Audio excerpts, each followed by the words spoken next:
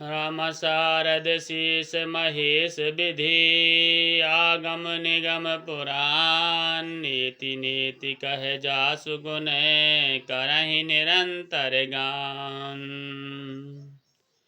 सरस्वती जी, शेष जी, शिव जी, ब्रह्मा जी, शास्त्र वेद और पुराण ये सब नेति नेति कह करके सदा जिनका गुणगान किया करते हैं। सब जानत प्रभु प्रभुता सोई तदपि कहें बिनु रहा न कोई। तहाँ वेद यस कारण राखा भजन प्रभाव भांति बहु भाखा। यद्यपि प्रभु श्री रामचंद्र जी की प्रभुता को सब ऐसी ही जानते हैं, तथापि कहे बिना कोई नहीं रहा। इसमें वेद ने ऐसा कारण बताया कि भजन का प्रभाव बहुत तरह से कहा गया है। श्री राम एक अनीह अरूप अनामा अज सच्चिदानंद परधामा। व्यापक विश्वरूप भगवाना तहि धर देह चरित कृत नाना। जो परमेश्वर एक है, जिनके कोई इच्छा नहीं है, जिनका कोई रूप नहीं है और नाम नहीं है, जो अजन्मा सच्चिदानंद और परम धाम है, और जो सब में व्यापक एवं विश्वरूप है, उन्हीं भगवान ने दिव्य शरीर धारण करके नाना प्रकार की लीला की। सो केवल भगतन हित लागी परम कृपाल प्रणत अनुरागी। जहि जन पर ममता यति छोहु जहि करुणा कर कीन न कोहु। वह लीला केवल भक्तों के हित के लिए ही है, क्योंकि भगवान परम कृपालु हैं और शरणागत के बड़े प्रेमी हैं। जिनकी भक्तों पर बड़ी ममता और कृपा है, जिन्होंने एक बार जिस पर कृपा कर दी उस पर फिर कभी क्रोध नहीं किया। गई बहोर गरीब नवाजू सरल सबल साहेब रघुराजू। बुध बर नहीं हर जस यस जानी करहि पुनीत सफल निज बानी। वे प्रभु श्री रघुनाथ जी गई हुई वस्तु को फिर प्राप्त कराने वाले, गरीब नवाज, सरल स्वभाव, सर्वशक्तिमान और सबके स्वामी हैं। यही समझकर बुद्धिमान लोग उन श्री हरि का यश वर्णन करके अपनी वाणी को पवित्र और उत्तम फल देने वाली बनाते हैं। तहीं बल में रघुपति गुण गाथा कहीं हूँ नाय राम पद माथा। मुनहि प्रथम हरि की रत गाई तहीं मग चलत सुगम मोहि भाई। उसी बल से महिमा का यथार्थ वर्णन नहीं, परंतु महान फल देने वाला भजन समझ करके भगवत कृपा के बल पर ही मैं श्री रामचंद्र जी के चरणों में शरण नवाकर श्री रघुनाथ जी के गुणों की कथा कहूँगा। इसी विचार से मुनियों ने पहले हरि की कीर्ति गाई है। भाई, उसी मार्ग पर चलना मेरे लिए सुगम होगा। अति अपार जे सरत बर जो नृप से तु कराहि। चढ़ पिपील कौ परम लघु बेनु श्रम पारहि जाहि। लखन श्री रामचंद्र की जय।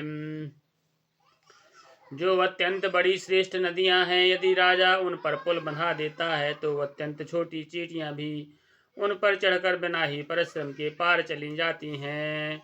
इसी प्रकार मुनियों के वर्णन के सहारे मैं भी श्री रामचंद्र जी का चरित्र वर्णन सहज ही कर सकूंगा।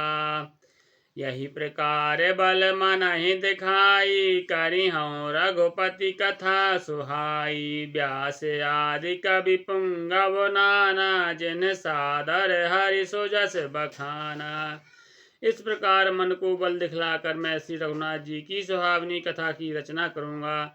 व्यास आदि जो अनेकों श्रेष्ठ कवि हो गए हैं, जिन्होंने बड़े आदर से श्री हरि का सुयश वर्णन किया।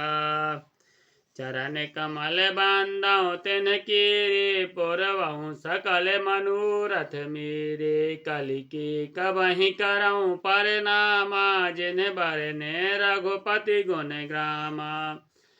मैं उन सब श्रेष्ठ कवियों के चरण कमलों में प्रणाम करता हूँ। वे मेरे सब मनोरथ को पूरा करें। कलियुग के भी उन कवियों को मैं प्रणाम करता हूँ, जिन्होंने श्री रघुनाथ जी के गुण समूहों का वर्णन किया है। जे प्राकृत कवि परम सयाने भाषा जिन हरि चरित बखाने। भय जे अहि जे होई हहि आगे प्रणवहु सबहि कपट सब त्यागे। जो बड़े बुद्धिमान प्राकृत कवि हैं, उन्होंने भाषा में श्री हरि चरित्रों का वर्णन किया है। जो ऐसे कवि पहले हो चुके हैं, जो इस समय वर्तमान में हैं और जो आगे होंगे, उन सबको मैं सारा कपट त्याग कर प्रणाम करता हूँ। हो प्रसन्न देहु वरदानु, साधु समाज भनत सन मानु। जो प्रबंध बुद्धि नहीं आदरहि, सो श्रम बाद बाल कवि बर करहि। आप सब प्रसन्न होकर यह वरदान दीजिए कि साधु समाज में मेरी कविता का सम्मान हो, क्योंकि बुद्धिमान लोग जिस कविता का आदर नहीं करते, मूर्ख कवि ही उसकी रचना का व्यर्थ परिश्रम करते हैं। कीरत भनत भूत भल सोई, सुर सरि सम सब काहे हित होई। राम सुकीरत भनत भदेसा, यस मंजस यस मोहि अंदेशा। कीर्ति, कविता और संपत्ति वही उत्तम है जो गंगा जी की तरह सबका हित करने वाली हो। श्री रामचंद्र जी की कीर्ति तो बड़ी सुंदर है, परंतु मेरी कविता भद्दी है, यह असामंजस्य है, अर्थात इन दोनों का मेल नहीं हो सकता। इसी की मुझे चिंता है। तो मेरी कृपा सुलभ सो मोरे, ओसियन सुहावन टाट पटोरे। परंतु हे कवियों, आपकी कृपा से यह बात भी मेरे लिए सुलभ हो सकती है। रेशम की सिलाई टाट पर भी सुहावनी लगती है। श्री राम। सरल कवत कीरत बिमल, सोई आदरहि सुजान। सहज बयर बिसराय रिपो, जो सुन करहि बखान। लखन श्री रामचंद्र की जय, उमापति महादेव की जय, पवन सुत हनुमान की जय, गोसाई तुलसीदास की जय। बोलो भाई सब सुनने वालों की जय।